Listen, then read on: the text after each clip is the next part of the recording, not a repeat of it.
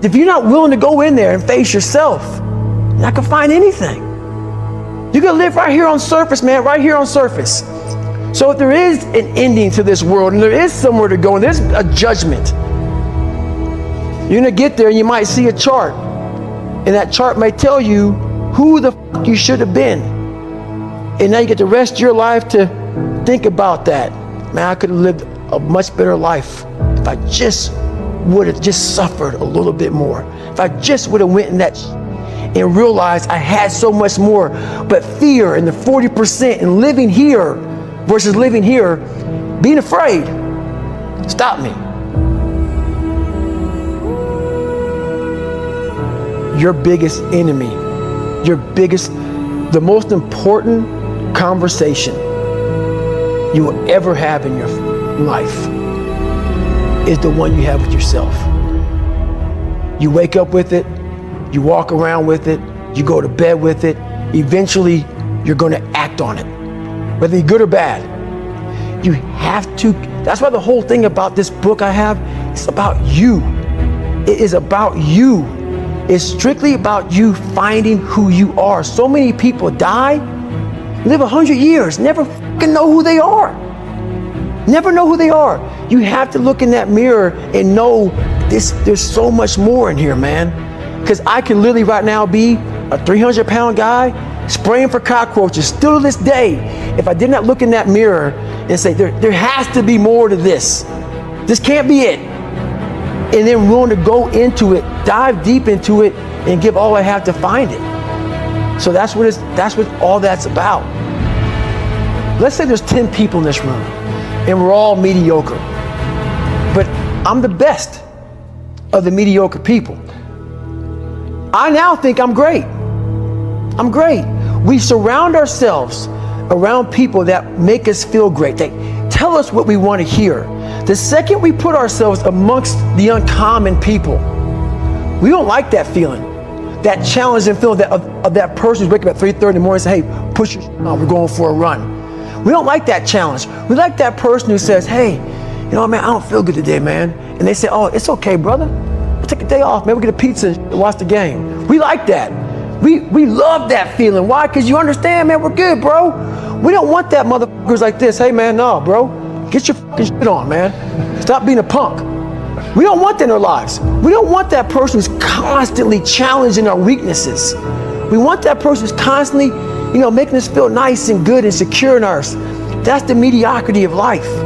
We want to be the best amongst the average people. People wonder, how do you stay hungry all the time?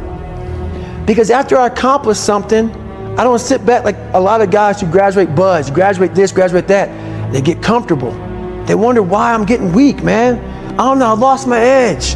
What's going on? Because once you hit the top of the fucking mountain, guess what happened? I'm good. I'm good, so you wonder why you're falling down now. Because once you reach the top of the mountain, you gotta build another one. That's mediocrity. There's a lot of people in mediocrity who have a nice resume, but they're one-timers, man. They hit a one-time deal, they busted it open, got a lot of money, but they're good. You're mediocre now, man. What are you fucking doing today, tomorrow, the next fucking day? That's why I'm listening to theorists. I don't listen to all that bullshit. I listen to a motherfucker who's like this, man. What's wrong, man? I'm fucking tired, dude. Why are you tired? Because tomorrow, I gotta do the fucking shit again, man. Whatever the shit is that made me fucking nauseous and sick to my stomach, it made me hurt. There's no ending. And that's the person I listen to. That's the person who's gained knowledge. You gain knowledge through suffering. And on the other end of suffering is a world that very few have ever seen. It's a beautiful world because that's where you find yourself. You don't find yourself in over here. You find yourself on the other end. Like the 100-mile race I was on, I ran it for 24 hours. I found myself on the other end of that race. That 19 hours, I found, wow, there's a whole nother world out here that I've never even saw, but the world's in your mind. And that's what all that mediocrity is about. The mind has the tactical advantage over you at all times. At all times of your life, the mind has a tactical advantage over you. Why is that? It knows what you're afraid of. It knows your insecurities. It knows your deep, dark lies. And it starts to push you away from that. It pushes you in a direction that is comfortable. The mind controls everything. So what I realized was that when I was growing up and I was 300 pounds and I got all fat and I got all insecure, I realized that my mind kept taking me in this direction. When things got uncomfortable for me, when I was facing my insecurities, I was facing my fears, my mind said, oh no, we have the tactical advantage. We need to get you, separate you from this feeling over here. Life's all about feelings. We want the happy feeling. We don't want that feeling of this sucks. If in that moment, you can answer those up questions and you are now in charge of your brain versus your brain ruling you, that's where all that stuff comes from. So the 40% rule is all of that. You get to 40%, your brain says, we're done. Let's roll, man. This is starting to get painful. This is uncomfortable. So you sit down. You have to figure out ways, and everybody's different. That's how the book kind of talks about, like we all have these things about, 5 steps to this and 4 steps to this. It's a lot more than that. That's all bullshit. It's a practice that you have to, it's a habit. So if you know that at 40%, I'm feeling pain.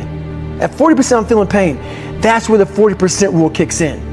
Now it starts. Okay, I'm feeling pain. My mind's saying all this to me. It's saying, get out of here, run, flee. The fight or flight kicks in. Okay, we're done. We're not good enough. It starts telling you all these things. You start to believe it because the mind controls all. This is the time where you have to gain control back of your mind. It's okay, let me see if I can go 45%. And once you start giving yourself more and more hope and start realizing, okay, the mind starts to be, okay, what are you doing? We're supposed to be going right and you're going left. You start then controlling your mind. Start finding more in yourself, and then it goes from 40% to a lot further than that. But that's the start of it though. Get to the spot where your mind is saying stop. Wherever that is, you gotta get there first, and then that's when that starts to work for you. You gotta control yourself in that moment.